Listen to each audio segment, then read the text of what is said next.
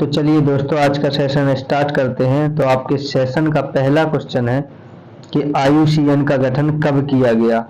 तो IUCN का जो गठन किया गया वह किया गया 1948 में। IUCN है क्या? तो यह एक इसका कभी कभी आपसे फुल फॉर्म पूछ सकता है, तो आप बताइएगा।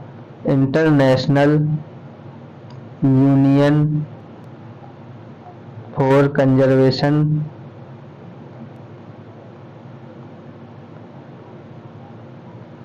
Of nature. तो याद रखिएगा इसका आप full form, international union for conservation of nature. ठीक है। तो आपने एक क्वेश्चन और सुना होगा कि रेड डाटा बुक कौन जारी करता है। तो रेड डाटा बुक IUCN के द्वारा जारी किया जाता है। यह एक अंतर्राष्ट्रीय संगठन है जो विश्व में क्या करता है, वनस्पति और जीवों के संरक्षण के लिए काम करता है। ठीक है। तो आपसे इतना इससे पूछा जा सकता है कि रेड डाटा बुक कौन जारी करता है। तो IUCN यह क्या है, एक international union for conservation of nature. ये इसकी जो गठन किया गया वो 1948 में। आपसे एक क्वेश्चन और पूछ सकता है, इसका मुख्यालय। तो इसका मुख्यालय जो है वह स्विट्जरलैंड। इसका मुख्यालय जो है वह है स्विट्जरलैंड में।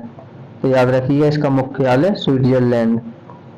इतनी चीजें याद रखिएगा आप लोग। मुख्यालय स्विट्जरलैंड, रेड डाटा बुक कौन जारी करता है तो IUCN, और इसका full form international union for conservation of nature. यह क्या करता है, वनस्पतियों एवं जीवों के विश्व में वनस्पतियों एवं जीवों के संरक्षण के लिए काम करता है। इसका गठन 1948 में। तो चलिए नेक्स्ट क्वेश्चन आपका, भारत में पूछ रहा है आपसे कि कुल कितने जैव विविधता हॉटस्पॉट क्षेत्र हैं। तो जो भारत में जो हॉटस्पॉट क्षेत्र हैं उनकी संख्या जो है 4 है। अभी आपको बताएंगे ये हॉटस्पॉट क्षेत्र क्या होता है। आपका ये पहले नंबर में हो जाएगा आपका पूर्वी हिमालय। तो याद रखिएगा, ये आपसे ऑप्शन में दे सकता है, उनमें से एक नहीं देगा। तो आप ये नाम याद जरूर रखिएगा। पूर्वी हिमालय, एक पश्चिमी घाट हो गया आपका, पश्चिमी घाट आपका पूर्वी हिमालय पश्चिमी घाट। एक है आपका सुंडालैंड,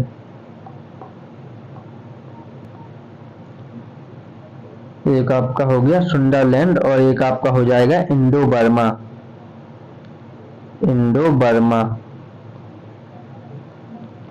इसमें संपूर्ण पूर्वी हिमालय आ जाता है, इसमें पश्चिमी घाट। अगर आप सुंडालैंड की बात करें तो इसमें क्या होता है, सुंडालैंड में निकोबार द्वीप समूह, इसमें आ जाता है आपका निकोबार द्वीप समूह। अगर आपसे इंडो बर्मा की बात करें तो इंडो बर्मा में असम और निकोबार द्वीप समूह को छोड़कर संपूर्ण उत्तर भारत आ जाता है इंडो बर्मा में। इसमें संपूर्ण उत्तर भारत, संपूर्ण आपका उत्तर भारत। तो याद रखिएगा इंडो बर्मा में संपूर्ण उत्तर भारत, किसको छोड़ के, असम और आपके अंडमान द्वीप समूह को छोड़कर। तो आप लोग मैंने ये याद रखिएगा कि इसके 4 प्रकार हैं, पूर्वी हिमालय, पश्चिमी घाट, सुंडालैंड और इंडो बर्मा। तो आप लोग 4 नाम याद रखिएगा। अगर आपसे पूछे कि विश्व में कितने हॉटस्पॉट क्षेत्र हैं तो उनकी संख्या है 36। ये भी आपसे पूछा जा सकता है कि विश्व में कितने जैव विविधता हॉटस्पॉट क्षेत्र हैं। ठीक है। आपका जैव विविधता अगर आपसे पूछे तो देखिए ये 2 भागों में बटा हुआ है। इसका मतलब होता है जीव, विविधता का अर्थ होता है अधिकता, और भिन्न भिन्न। तो आप लोग याद रखिएगा कि भिन्न भिन्न, जोड़ दीजिए इनकी कड़ियों को, भिन्न भिन्न जीवों की अधिकता का अध्ययन क्या कहलाता है, जैव विविधता। यहाँ भिन्न भिन्न प्रकार के जीवों की अधिकता होगी, उनका अध्ययन कहलाता है जैव विविधता।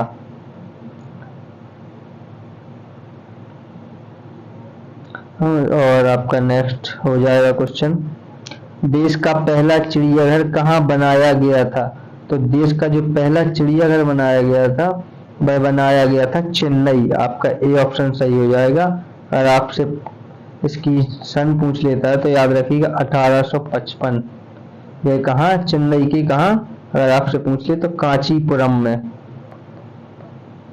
दिल्ली के कांचीपुरम में, याद रखिएगा, दिल्ली का कांचीपुरम। ठीक है।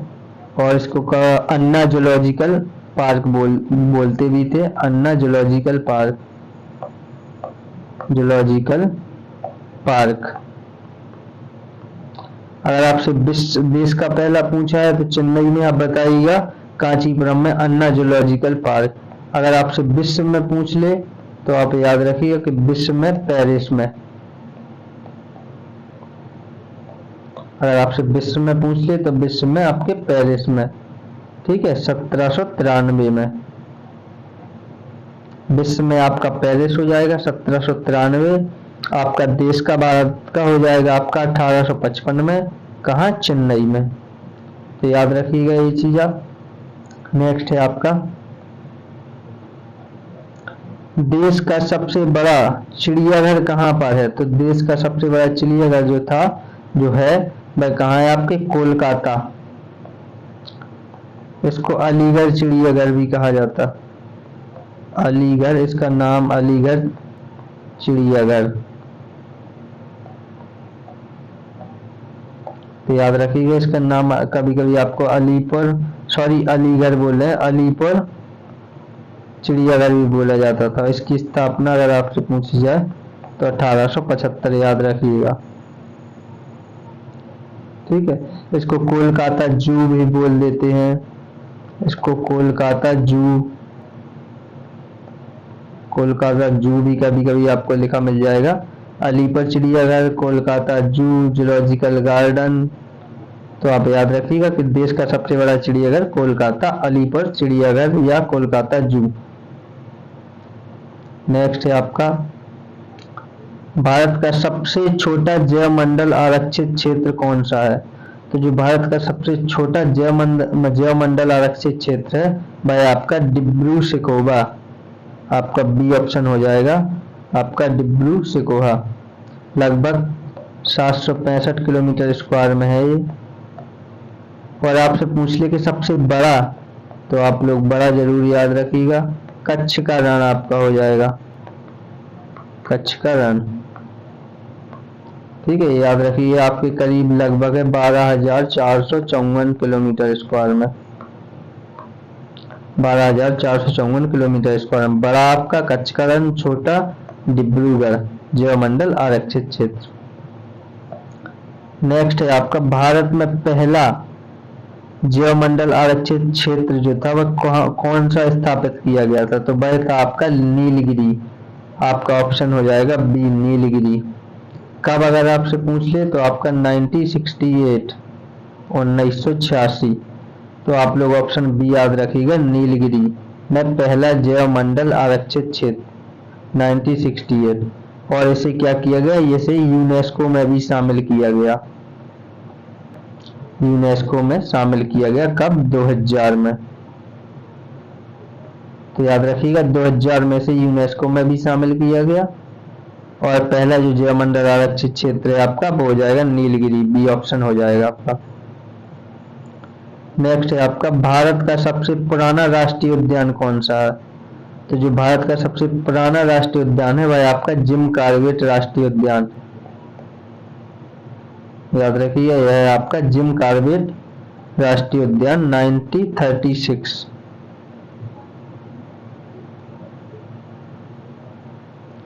और यह आपके कहाँ है? यह है आपके उत्तराखंड, नैनीताल में।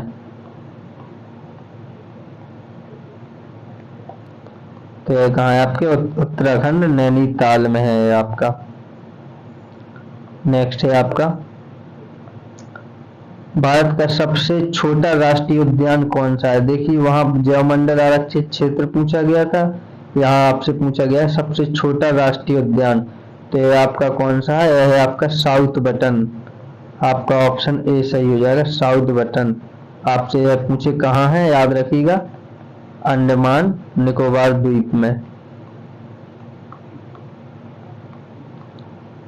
अंडमान निकोबार द्वीप में कौन सा है सबसे छोटा? South button. याद रखिएगा सबसे छोटा राष्ट्रीय उद्यान साउथ बटन, अंडमान निकोबार द्वीप। आपसे क्वेश्चन पूछ सकता है, याद रखिएगा। नेक्स्ट है आपका केवल लामजाओ राष्ट्रीय उद्यान कहाँ स्थित है? तो केवल लामजाओ आप लोग याद रखिएगा है आपके मणिपुर में। आपका ऑप्शन ए सही हो जाएगा, मणिपुर। अगर मणिपुर ऑप्शन में दिया गया तो मणिपुर के बिशनपुर जिले में। यह एकमात्र तैरता हुआ राष्ट्रीय उद्यान है, याद रखिए ये भी आपसे पूछ लेता है। तैरता हुआ, एकमात्र तैरता हुआ राष्ट्रीय उद्यान। तो कौन सा? केवल लामजाओ, मणिपुर में, मणिपुर के बिशनपुर जिले में। ठीक है, तो ये याद रखिए एकमात्र तैरता हुआ राष्ट्रीय उद्यान है केवल लामजाओ, मणिपुर में। मणिपुर में भी कहा? बिशनपुर जिले में तैरता हुआ राष्ट्रीय उद्यान है। साइलेंट वैली राष्ट्रीय उद्यान कहाँ स्थित है? तो आपने नाम सुना होगा इस साइलेंट वैली जो राष्ट्रीय उद्यान है आपका, वह है केरल में। सबसे ज्यादा जैव विविधता, याद रखिएगा सबसे ज्यादा जैव विविधता भारत में केरल में पाई जाती है। जैव विविधता सबसे ज्यादा अगर आपसे पूछ ले तो केरल पश्चिमी घाट में आपकी सबसे जगह, अगर इस जगह पूछ ले तो केरल के साइलेंट वैली, शांत घाटी में सबसे ज्यादा जैव विविधता पाई जाती है। ठीक है, तो अगर आपको केरल ऑप्शन में न मिले तो आप लोग एक और याद रखिएगा, यहाँ कहाँ है? मुख्य पलक्कड़ जिला है। आपके पलक्कड़ जिले में क्या है? साइलेंट वैली राष्ट्रीय उद्यान है, केरल के पलक्कड़ जिले में। नेक्स्ट है आपका भगवान महावीर मोलेलम राष्ट्रीय उद्यान कहाँ स्थित है? तो यह है आपके गोवा में है, याद रखिएगा ये इंपॉर्टेंट है। भगवान महावीर मोलेलम राष्ट्रीय उद्यान कहाँ है? आपका गोवा। सी ऑप्शन आपका सही हो जाएगा। वाल्मीकि राष्ट्रीय उद्यान कहाँ स्थित है? ये आपके बिहार एग्जाम के लिए बहुत इंपॉर्टेंट है, और यह कहाँ है? आपके बिहार में, बिहार के पश्चिमी चंपारण। याद रखिएगा पश्चिमी चंपारण में, बिहार के जो सबसे उत्तरी जिला है, याद रखिएगा यह बिहार के पश्चिमी चंपारण में है वाल्मीकि राष्ट्रीय उद्यान, और यह बाघों के लिए है, प्रसिद्ध है बाघ के लिए। नेक्स्ट, रायमोना राष्ट्रीय उद्यान कहाँ स्थित है? तो रायमोना आपका राष्ट्रीय उद्यान जो है वह आपके कहाँ है? तो यह आपका ऑप्शन हो जाएगा सी, असम में। ये काफी बार पूछा गया है, सीटेट ने भी पूछा है, यूपी टेट ने भी। तो याद रखिएगा रायमोना राष्ट्रीय उद्यान आपके कहाँ है? असम में। असम के अगर आपसे पूछ ले कहाँ, असम ऑप्शन में ना हुए तो कोकरा झार आपका कहाँ है? कोकरा झार जिले में, असम के कोकरा झार जिला, कोकरा झार जिला में। ठीक है, अगर आपसे पूछ लिया किस लिए प्रसिद्ध है तो आप लोग ये जरूर इसका याद रखिएगा, गोल्डन लंगूर, गोल्डन लंगूर के लिए यह प्रसिद्ध है। ये आपके लिए इंपॉर्टेंट है, गोल्डन लंगूर याद रखिएगा। रायमोना राष्ट्रीय उद्यान गोल्डन लंगूर के लिए है आपका कहाँ? असम। सी ऑप्शन आपका सही हो जाएगा। दिहिंग पटकाई राष्ट्रीय उद्यान कहाँ स्थित है? तो दिहिंग पटकाई ये भी आपका एक इंपॉर्टेंट क्वेश्चन है, दिहिंग पटकाई। तो ये भी आपके कहाँ है? असम। आपका ऑप्शन सी सही हो जाएगा, दिहिंग पटकाई। ठीक है, असम में आपके कहाँ? डिब्रूगढ़, आपके डिब्रूगढ़ में है, असम डिब्रूगढ़ में। ठीक है, याद रखिएगा असम डिब्रूगढ़। आपका सी ऑप्शन सही हो जाएगा, असम डिब्रूगढ़। नेक्स्ट है आपका महात्मा गांधी मेरीन राष्ट्रीय उद्यान कहाँ स्थित है? तो महात्मा गांधी मेरीन राष्ट्रीय उद्यान जो है वह कहाँ है? आपके अंडमान में। ये आपका प्रमुख राष्ट्रीय उद्यान है अंडमान में। अगर आपकी स्थापना पूछे तो 1983 में महात्मा गांधी मेरीन राष्ट्रीय उद्यान अंडमान में। आपके ऑप्शन ए आपका जो है सही हो जाएगा। नेक्स्ट है आपका विश्व घरेलू गौरैया दिवस किस दिन मनाया जाता है? तो विश्व घरेलू गौरैया दिवस याद रखिएगा आपका मनाया जाता है 20 मार्च को। आपका ऑप्शन ए सही हो जाएगा, 20 मार्च। अब देखिए इसमें आपसे पूछ लेगा 31 मई को कौन सा दिवस मनाया जाता है? तो आप याद रखिएगा तंबाकू मुक्ति दिवस।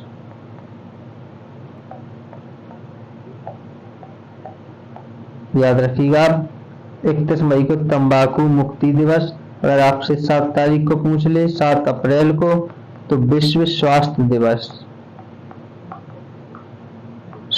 दिवस यह कब मनाया जाता है? आपका 7 अप्रैल को।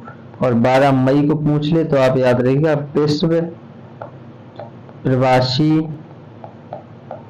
आपका पक्षी दिवस।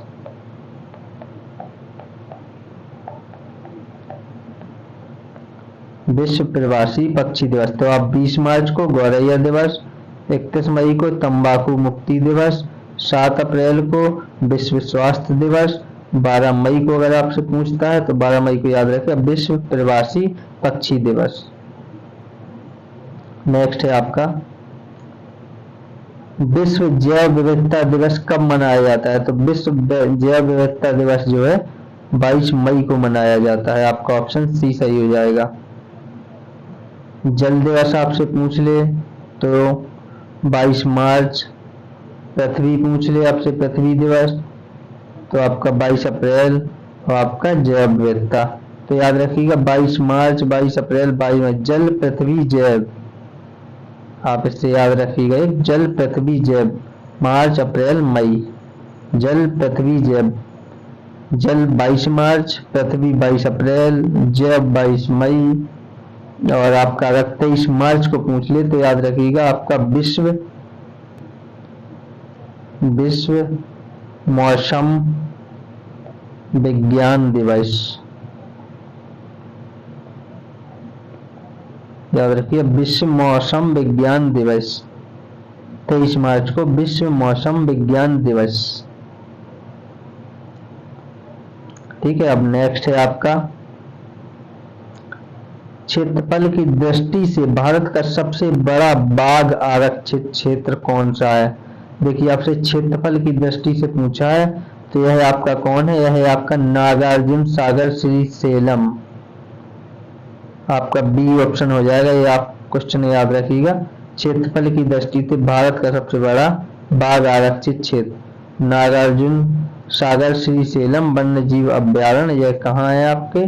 तो यह आप याद रखिएगा आंध्र प्रदेश। यह आपके आंध्र प्रदेश में है। यह आपसे पूछा जा सकता है तो याद रखिएगा नागार्जुन सागर श्रीशैलम आंध्र प्रदेश। नेक्स्ट तो आपका अगला क्वेश्चन है टाइगर मैन ऑफ इंडिया किसे कहा जाता है? तो आप याद रखिएगा यह कहा जाता है कैलाश सांखला को टाइगर मैन ऑफ इंडिया। यह कहाँ के थे? यह राजस्थान के थे। तो याद रखिएगा यह राजस्थान के थे और इन्हें 1992 में पद्मश्री से भी नवाजा जा चुका है, पद्मश्री। ठीक है, तो टाइगर मैन आपसे पूछ ले तो कैलाश सांखला। अगर आपसे पूछ ले बर्डमैन तो बर्डमैन थे आपके सलीम अली, जो एक क्या थे? ये पक्षी वैज्ञानिक थे। ठीक है, सलीम अली क्या थे? एक पक्षी वैज्ञानिक थे, इन्हें बर्डमैन कहा जाता है। और आपसे पूछ ले जल पुरुष तो जल पुरुष याद रखिएगा आपके राजेंद्र सिंह, जल पुरुष। और आपसे एक क्वेश्चन और कभी कभी पूछता है तरुण भारत संघ तरुण भारत संघ के संस्थापक कौन थे? तो ये भी थे राजेंद्र सिंह 1975 में। तरुण भारत संघ ये भी थे आपके राजेंद्र सिंह। तो याद रखिए टाइगर मैन कैलाश श्रृंखला, बर्डमैन सलीम अली, राजेंद्र सिंह जल पुरुष। ठीक है, तो कैलाश श्रृंखला राजस्थान से थे, 1992 में पद्मश्री से नवाजा जा चुका है। यह पक्षी वैज्ञानिक थे सलीम अली, बर्डमैन भी कहते हैं इनको। राजेंद्र सिंह जो थे जल पुरुष थे, इन्होंने तरुण भारत संघ के संस्थापक थे 1975 में। नेक्स्ट है आपका हाथियों के लिए भारत में अपनी तरह का पहला विशेष अस्पताल कहाँ खोला गया? हाथियों के लिए याद रखिएगा, तो यह आपके मथुरा में। आपका ऑप्शन बी सही हो जाएगा, मथुरा में। कहाँ पड़ता है यह? यूपी मथुरा। और यह कहाँ? एक गांव है चुरमुरा, चुरमुरा गांव में। ठीक है, याद रखिएगा चुरमुरा गांव में। नेक्स्ट, कौन सा राष्ट्रीय उद्यान शेरों के लिए प्रसिद्ध है? तो आपका शेर गिर राष्ट्रीय उद्यान आपका शेरों के लिए प्रसिद्ध है। कहाँ है? गुजरात। अगर आपसे काजीरंगा पूछ ले तो एक सींग वाले गैंडे, एक सींग वाले गैंडे।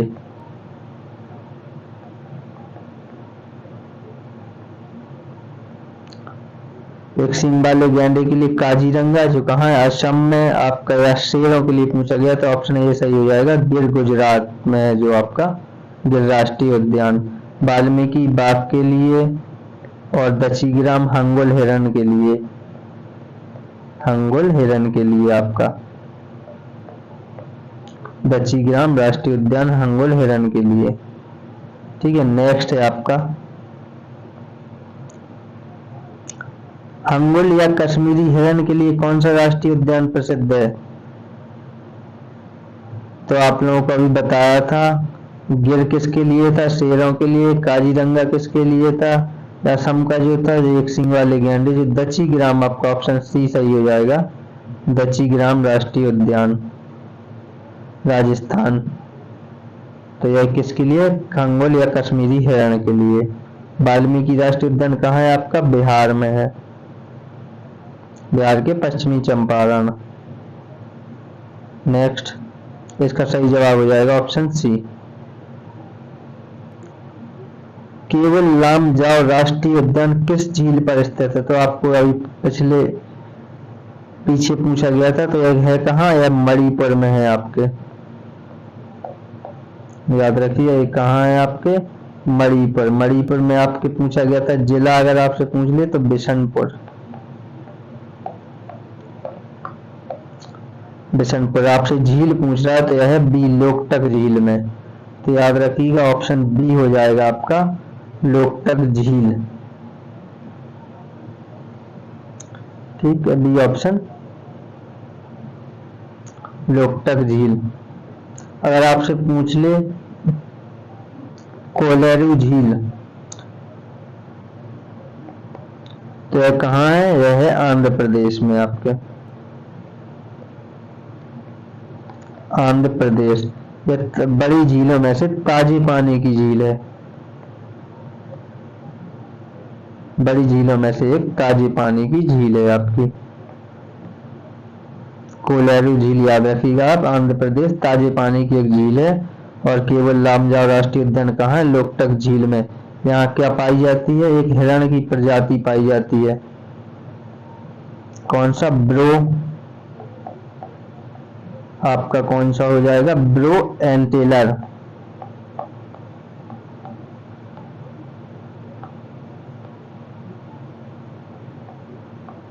ब्रो एंटेलर नाम के एक हिरण का घर माना जाता है एक प्रकार से इसका, जो क्या है? दुनिया में सबसे लुप्त प्राय हिरणों में से एक है।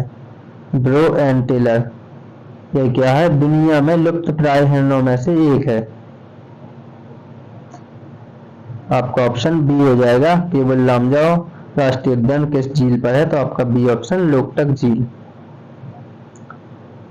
आपसे पूछा गया है कि जैव विविधता शब्द का सर्वप्रथम जो है प्रयोग किया शब्द लाए जो जैव विविधता, वो कौन थे? तो वो थे वाल्टर जी रोजिन। ये आपके 1985 में शब्द का प्रयोग किया। अगर आपसे पूछे व्यवहारिक रूप से प्रयोग किसने किया, व्यवहारिक रूप से, तो आपका आंसर जो है बदल जाएगा, वो हो जाएगा आपका विल्सन। थ्योरिकल रूप से या व्यवहारिक रूप से जो इसका प्रयोग किया विल्सन ने 1986 में।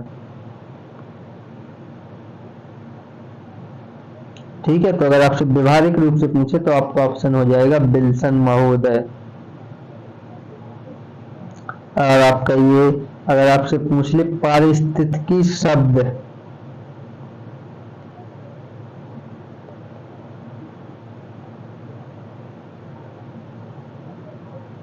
सबसे पहली बार पारिस्थितिकी शब्द कौन लाया? तो वो थे आपके हैकल महोदय। ठीक है, ओडम को माना जाता है आधुनिक पारिस्थितिकी का जनक। इनको माना जाता है आधुनिक पारिस्थितिकी का जनक।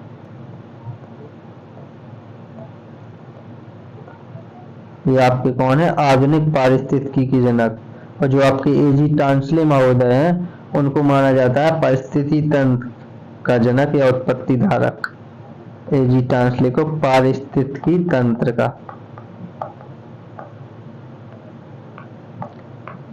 तंत्र की उत्पत्ति जो है एजी टांसले ने की थी। तो आप लोग याद रखिएगा, हैकल, आपके जो हैकल महोदय हैं पारिस्थितिकी शब्द दिया था उन्होंने। जो आपके ओडम महोदय हैं उन्होंने क्या किया था? तो आपके ओडम महोदय जो उन्हें क्या कहा जाता है? आधुनिक पारिस्थितिकी की जनक।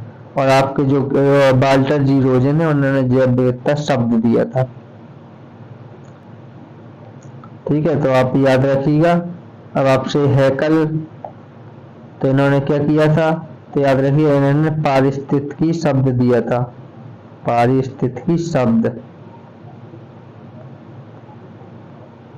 आपके ओडम महोदय जो है उन्होंने क्या किया था? यानी आधुनिक पारिस्थितिकी का जनक।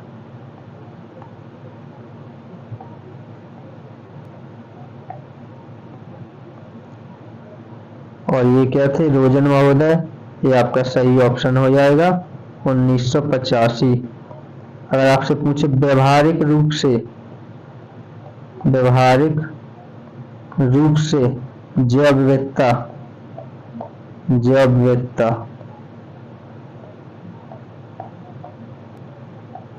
तो ये आपके विल्सन महोदय हो जाएंगे। शब्द दिया था आपके रोजन ने, लेकिन व्यवहारिक रूप से इसका उपयोग किया था विल्सन ने 1986। और एजी टांसले जो आपके थे वह पारिस्थितिकी तंत्र के जनक थे, पारिस्थितिकी तंत्र।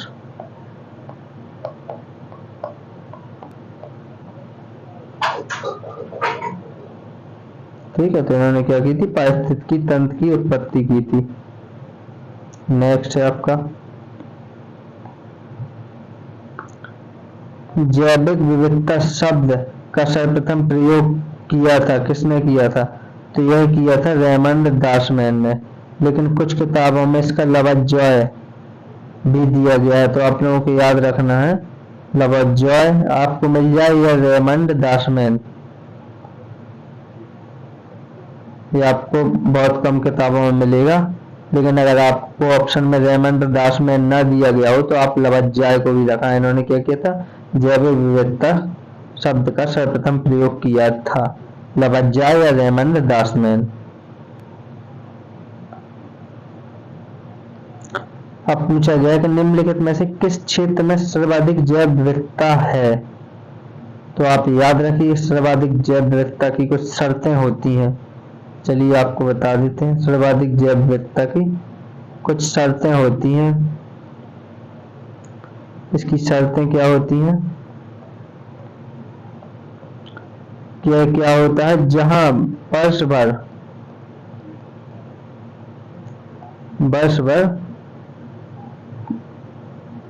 ज्यादा तापमान हो।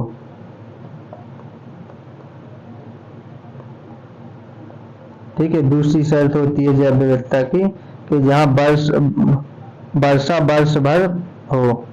वर्ष भर वर्षा हो या ज्यादा हो, तो जहां तापमान ज्यादा होगा वहां जैव विविधता पाई जाएगी, जहां वर्षा की अधिकता हो वहां क्या होगी, आपकी जैव विविधता पाई जाएगी। इसकी ये दो शर्तें होती हैं, वर्ष भर जहां वर्षा ज्यादा हो और वर्ष भर जहां तापमान ज्यादा रहे। वर्ष भर वर्षा ज्यादा हो, याद रखिएगा। तो इसकी दो शर्तें जरूर याद रखिएगा, जैव विविधता की जो शर्तें हैं, वर्ष भर जहां तापमान ज्यादा हो, वर्ष भर जहां वर्षा ज्यादा हो। तो आप ये देखिए कि ये हमारी क्या है, फिगर तो बहुत खराब बना है।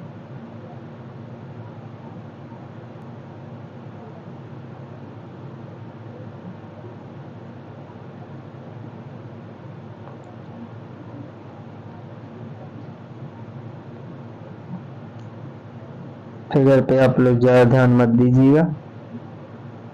और ये देखिए आप, ये आपका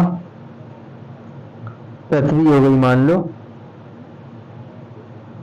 ये आपका क्या हो जाता है, उत्तरी गोलार्ध, उत्तरी, और ये आपका क्या हो जाता है, दक्षिणी।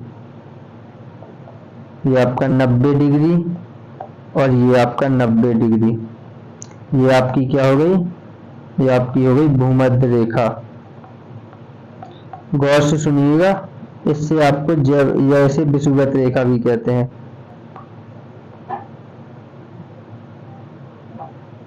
ये आपकी 23.5 डिग्री, ये आपकी कर्क रेखा, याद रखिए, ये आपकी क्या हो गई, कर्क रेखा।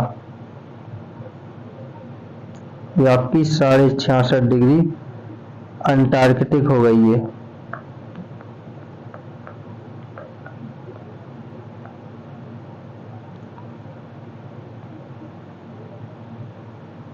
ये भी आपकी क्या हो जाएगी, इस साइड 23.5 डिग्री मकर रेखा। आप समझिए, ये समझ लिए तो आप जैव विविधता में जो आपके क्वेश्चन बनेंगे वो आपसे दूर नहीं जा पाएंगे, आप उन क्वेश्चनों में आग लगा देंगे। ये आपकी 66.5 डिग्री ये हो गई। अब यहाँ देखिएगा कि जो सूर्य होता है, जैसे सूर्य का ताप, जैसे ये आपका सूर्य है, तो इसका जो प्रकाश है वो सबसे ज्यादा कहाँ पड़ेगा, आपके भूमध्य रेखा पर पड़ेगा, याद रखिएगा। जो आपका प्रकाश है वो सबसे ज्यादा कहाँ, आपके भूमध्य रेखा पर पड़ेगा। ये देखिए आपकी भूमध्य रेखा है ये। जब यहाँ तापमान जो सूर्य का आपका, जो सूर्य का प्रकाश है, तो यहाँ जो आपका कहाँ सबसे ज्यादा पड़ेगा, वो आपका पड़ेगा भूमध्य रेखा पर। ये देखिए इस लाइन पर। तो क्या होगा, अगर यहाँ सूर्य का प्रकाश करेगा तो यहाँ क्या होगा, तापमान ज्यादा होगा। और उसकी शर्त क्या थी, जहाँ तापमान वर्ष भर ज्यादा रहे, तो वर्ष भर यहाँ क्या रहेगा, तापमान ज्यादा रहेगी और आपके इस इलाके में वर्षा ज्यादा होगी। ठीक है, अगर हमारा सूर्य उत्तरी गोलार्ध की तरफ घूमेगा उत्तर, तो यह कहाँ तक जाएगा, आपके यहाँ तक, और दक्षिण में घूमेगा तो यहाँ तक। इसका प्रभाव सूर्य के प्रकाश का ज्यादा होगा। ठीक है, तो याद रखिए कि जब इस जगह पे सूर्य का प्रकाश ज्यादा होगा तो ये क्या होगा, गर्म इलाका होगा, इसका सॉरी तापमान भी बढ़ेगा इसका, तो ये गर्म होगा। तो इसको क्या नाम दे दिया गया, उष्णकटिबंधीय, उष्णकटिबंधीय। ठीक है,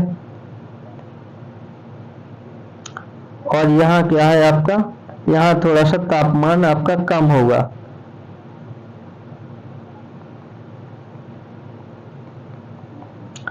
तो ये आपका क्या हो जाएगा, ये आपका हो जाएगा शीतोष्ण,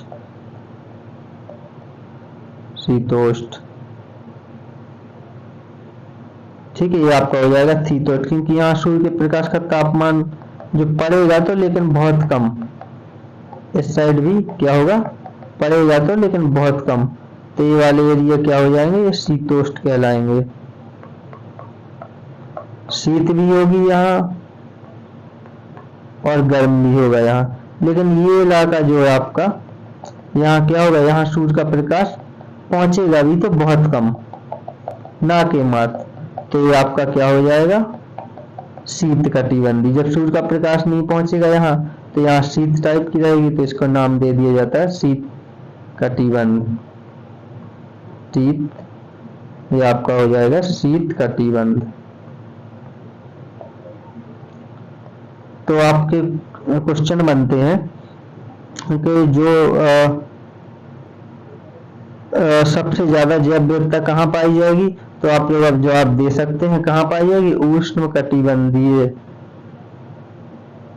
या आपके ऑप्शन में होगा भूमध्य रेखा, या आपका विषुवत रेखा।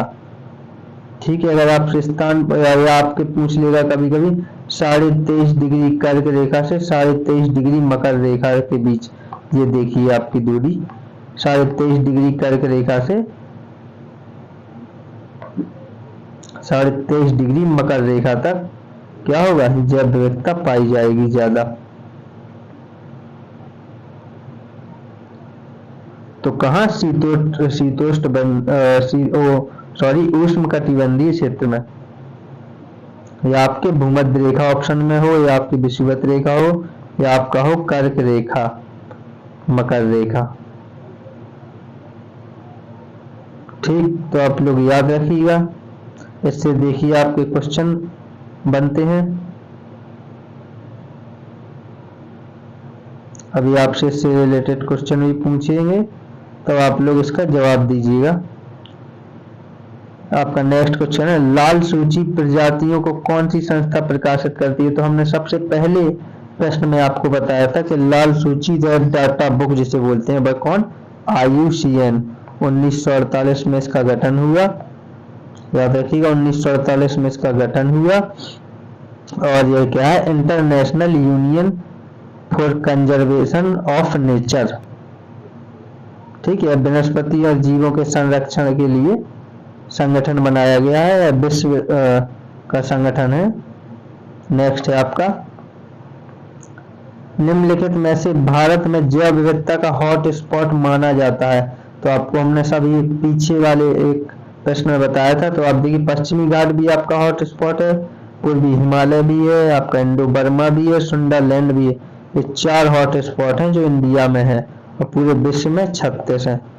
अच्छा, आप अगर पूछेंगे तो हॉट स्पॉट जो है, या तप स्थल भी कहते हैं इसे, हॉट स्पॉट कहा किसे जाता है, ये तो आपको पता ही चल रहा होगा कि जैव विविधता वाले स्थान को ही हॉट स्पॉट, जैव विविधता जहाँ ज्यादा होती है उसी स्थान को हॉट स्पॉट कहा जाता है। लेकिन ये हॉट स्पॉट एक्चुअली होता क्या है, तो याद रखिए हॉट स्पॉट जहां पर आपको क्या हो 1500 प्लस स्थानीय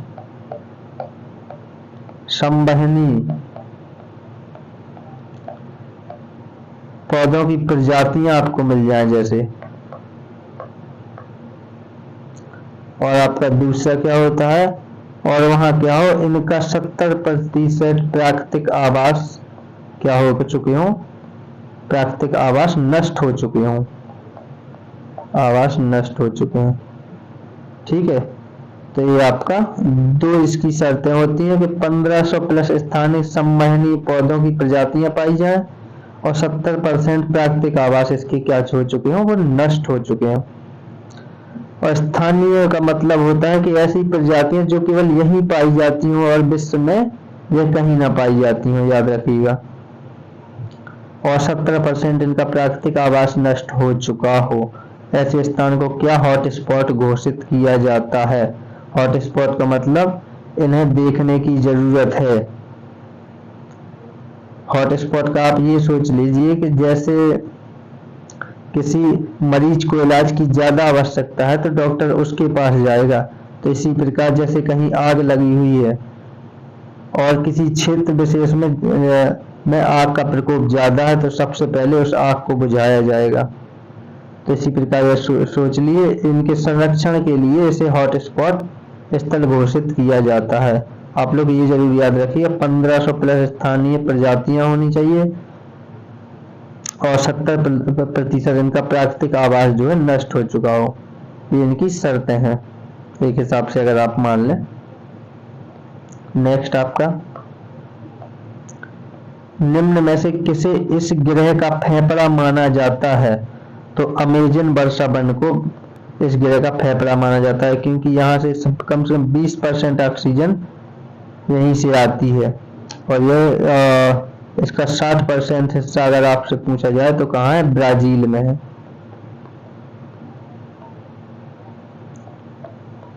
ठीक है, इसलिए इसे ग्रह का फेफड़ा कहा जाता है। इससे सबसे ज्यादा ऑक्सीजन जो है हमें मिलती है, और इसका 60% हिस्सा जो कहाँ है? ब्राजील में है। नेक्स्ट, टुमारो बायोडायवर्सिटी पुस्तक के लेखक कौन है? तो ये आपकी कौन है? वंदना शिवा, ए ऑप्शन। भारत में हरित क्रांति के जनक एस.एस. स्वामीनाथन, भारत में हरित क्रांति के जनक तो आपके कौन है? एस.एस. स्वामीनाथन। अच्छा, आपको नहीं बताया गया हॉट स्पॉट की संकल्पना किसने दी थी? तो याद रखिएगा, हॉट स्पॉट की संकल्पना जो दी थी नॉर्मन मायर्स ने, और इन्हीं ने कहा था कि क्या होनी चाहिए वहां 1500 से अधिक स्थानीय संबानी प्रजातियां होनी चाहिए, और जिनका क्या हो चुका है? 70% प्राकृतिक आवास नष्ट हो चुके हैं। तो अगर आपसे पूछे हॉट स्पॉट की संकल्पना किसने दी, तो नॉर्मन मायर्स। ठीक है, इसका आपका टुमारो डायवर्सिटी की पुस्तक के लेखक आपके वंदना शिवा, एस.एस. स्वामीनाथन क्या है? भारत में हरित क्रांति के जनक। नेक्स्ट, कौन सा कारक जैव विविधता की ह्रास के लिए सर्वाधिक महत्वपूर्ण है? ये क्वेश्चन जाने कितने एग्जामों में कितनी बार पूछा, रिपीटेड क्वेश्चन है। ह्रास के लिए मतलब जैव विविधता के नष्ट होने के लिए, तो क्या होगा? अगर आपका देखो, आवासीय प्रदूषण, विदेशी प्रजातियों का समावेश, अत्यधिक दोहन, आवास का विनाश। तो आप लोग इसमें बेस्ट ऑप्शन आपका होगा आवासीय विनाश। अगर आवास का ही विनाश हो जाएगा तो ये जीव जंतु जो है कहाँ रहेंगे? तो इनके सबसे ज्यादा ह्रास का कारण है आवास का विनाश। अगर आवास ही नहीं रहेंगे, रहने का स्थान ही नहीं रहेगा, तो नष्ट हो जाएगा सब कुछ। तो आपका ए ऑप्शन सही हो जाएगा। अब आपका देखिए, जो आपको फिगर से बताया गया था, पृथ्वी पर सर्वाधिक जैव विविधता वाला स्थान, तो आप लोगों को बताया था मैंने, क्या हो जाएगा? सूर्य का प्रकाश सबसे ज्यादा कहाँ पड़ता है? भूमध्य रेखा।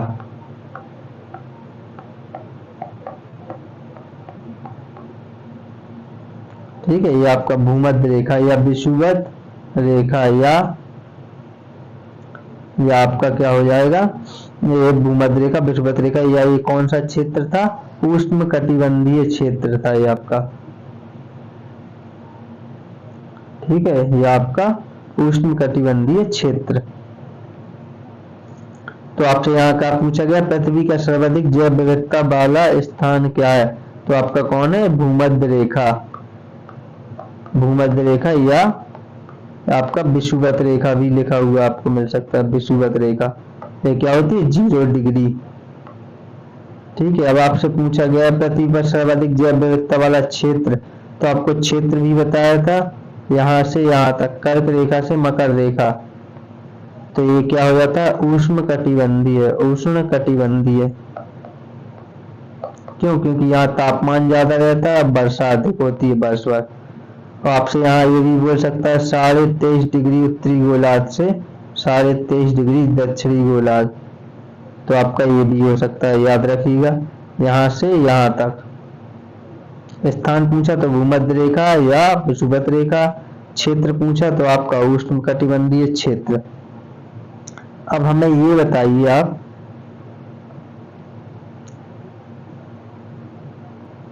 जैसे ये हमारी पृथ्वी है, ये भूमध्य रेखा है, ये ध्रुवों से, यदि हम ध्रुवों से भूमध्य रेखा की ओर आएंगे तो जैव विविधता में क्या प्रभाव पड़ेगा? देखिए, ध्रुवों से हम भूमध्य रेखा की ओर आ रहे हैं,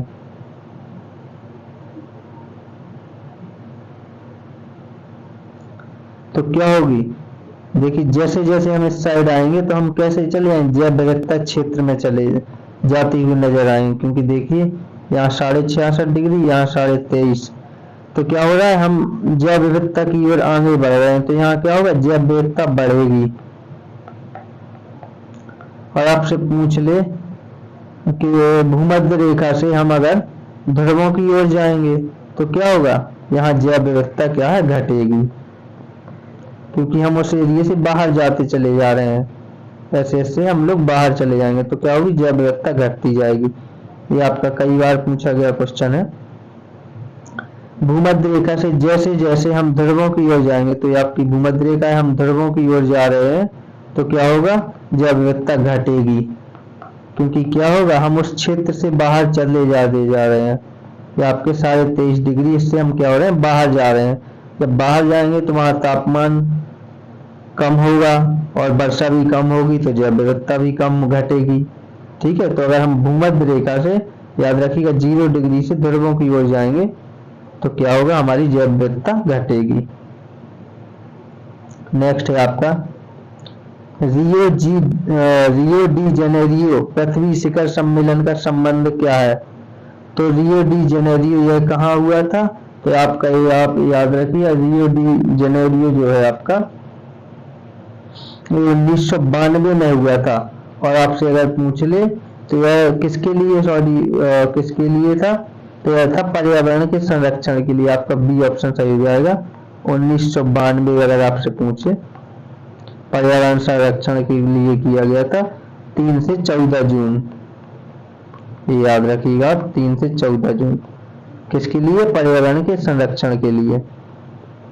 नेक्स्ट है आपका संकटग्रस्त जंतु दैत्य पांडा कहाँ पाया जाता है। ये भी आपका कई बार पूछा गया क्वेश्चन है।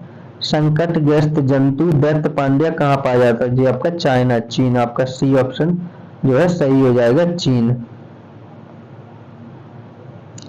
नेक्स्ट है आपका कि भारत में प्रोजेक्ट टाइगर की शुरुआत कब हुई। तो भारत में प्रोजेक्ट टाइगर की शुरुआत 1973, डी ऑप्शन आपका सही हो जाएगा, 1973। नेक्स्ट है आपका संसार में किस देश के वनों में सर्वाधिक जैव विविधता पाई जाती है। तो आपको क्या बताया था, जो अमेजन वन है, अमेजन वर्षा वन।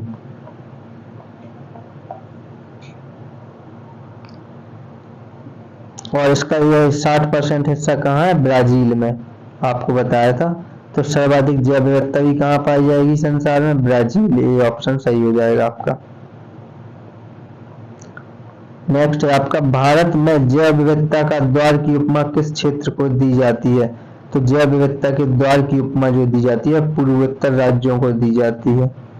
आपके पूर्वोत्तर राज्यों को जैव विविधता के द्वार की उपमा दी जाती है, पूर्वोत्तर राज्यों को। नेक्स्ट, पक्षियों का स्वर्ग नाम से प्रसिद्ध भारतीय राष्ट्रीय उद्यान कौन सा है। तो पक्षियों का स्वर्ग नाम से प्रसिद्ध जो आपका भारतीय राष्ट्रीय उद्यान है, वह है आपका केपलादियो घानम राष्ट्रीय उद्यान। ठीक है, आपका ये ऑप्शन सही हो जाएगा। आपसे स्थापना पूछे तो 1900 आपका हो जाएगा 71, 1900 आपका 71 हो जाएगा। नेक्स्ट, हंगुल हिरन के लिए आपको याद होगा, हंगुल या कश्मीरी हिरन, तो याद रखिएगा दक्षिग्राम राष्ट्रीय उद्यान, राजस्थान।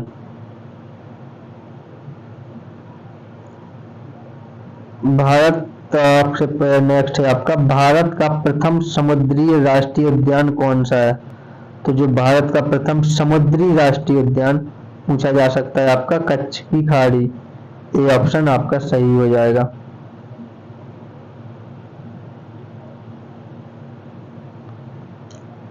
ठीक है, नेक्स्ट है आपका विश्व भर में सबसे अधिक प्रजातियों की संख्या किन की है। तो विश्व भर में जो सबसे अधिक प्रजातियों की संख्या ना तो वह लाइकेंस की है, न वह शैवाल की है, न वह माछों की है, वह किसकी है, कबकों की। आपका ए ऑप्शन सही हो जाएगा। विश्व भर में सबसे अधिक प्रजातियों की संख्या ए कबकों। तो आपका नेक्स्ट क्वेश्चन है बाह्य स्तने का एक उदाहरण बताइए कौन सा है। तो आपका इसका ऑप्शन हो जाएगा डी सही, बीज बैंक। तो देखिए बाह्य स्थानीय, एक होता है आपका अंतः स्थानीय जैव विविधता, एक होता है आपका बाह्य स्थानीय। इसको बोलते हैं in-situ, आपको कहीं कहीं in-situ मिलेगा, इसको बोलते हैं ex-situ।